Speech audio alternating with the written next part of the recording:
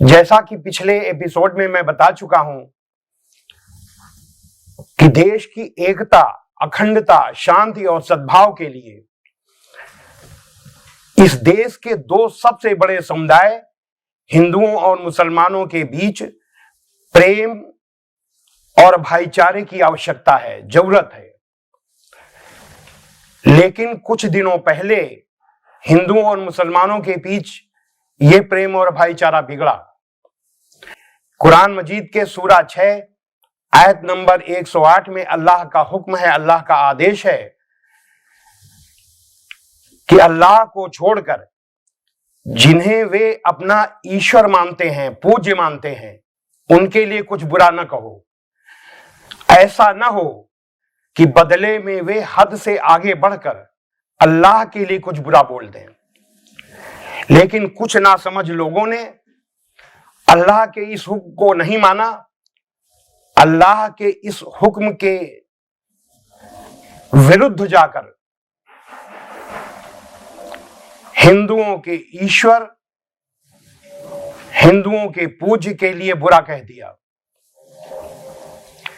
बदले में दूसरी तरफ के भी कुछ नासमझ लोगों ने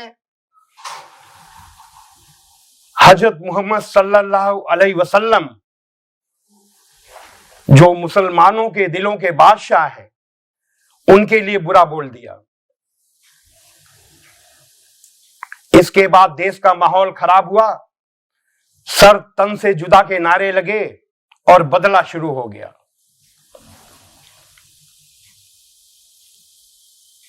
जबकि हजरत मोहम्मद सल्लल्लाहु अलैहि वसल्लम ने अपने पूरे जीवन में कभी भी किसी से भी बदला नहीं लिया, यहां तक कि अपने जानी दुश्मनों से भी बदला नहीं लिया, उन्हें केवल माफ करते रहे।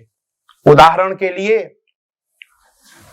हजरत मोहम्मद सल्लल्लाहु अलैहि वसल्लम के दुश्मनों ने आपके खिलाफ जितनी भी लड़ाइयां लड़ी, उन सभी लड़ाइयों में दुश्मनों की फौज के कमांडर, दुश्मनों की फौज के अगुवा, दुश्मनों की फौज के सेनापति अबू सुफियान हुआ करते थे। 23 मार्च सन 625 को जब उहद की लड़ाई हुई, जिसमें आप सल्लल्लाहु अलैहि वसल्लम बुरी तरह घायल हुए, शहीद होते होते बचे, उस लड़ाई के अगुवा, उस लड़ाई के सेनापति, उस लड़ाई के कमांडर भी यही अबू सुफियान थे। अबू सुफियान की बीवी हिंद ने हजरत मोहम्मद सल्लल्लाहु अलैहि वसल्लम के चाचा हजरत हमजा का कलेजा निकलवा कर कच्चा चबाया था इसी उहद की लड़ाई में। लेकिन 11 जनवरी सन 630 को जब हजरत मोहम्मद सल्लल्लाहु अलैहि वसल्लम ने मक्का पर विजय प्राप्त की, मक्का को फतेह किया, तो अबू सुफियान को न केवल माफ किया बल्कि ऐलान किया कि अबू सुफियान को माफी, और जो अबू सुफियान के घर में शरण ले ले उसे भी माफी।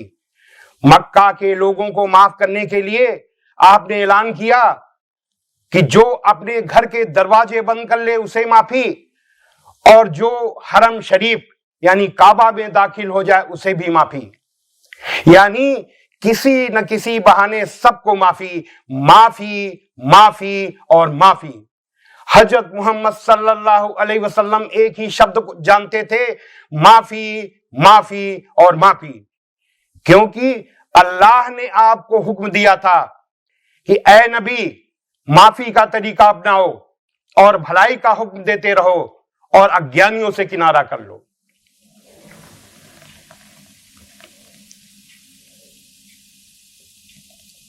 हजरत मोहम्मद सल्लल्लाहु अलैहि वसल्लम पूरे जीवन अल्लाह के इस हुक्म के अनुसार चलते रहे।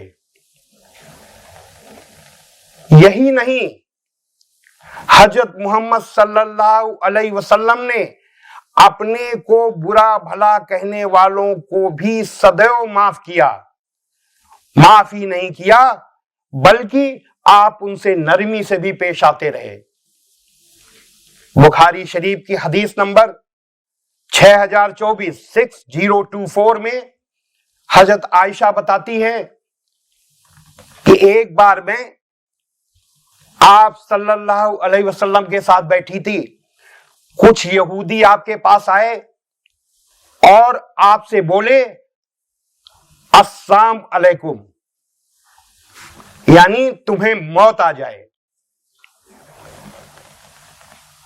मुझे गुस्सा आ गया, मैंने कहा कि तुम्हें मौत आ जाए और लानत हो तुम पर।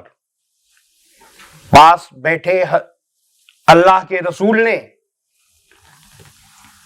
फरमाया, ऐ आयशा जाने दो, ऐसा न कहो, अल्लाह हर काम में नरमी पसंद करता है। ऐसे थे हजरत मोहम्मद सल्लल्लाहु अलैहि वसल्लम। बुखारी शरीफ की हदीस नंबर 220 में है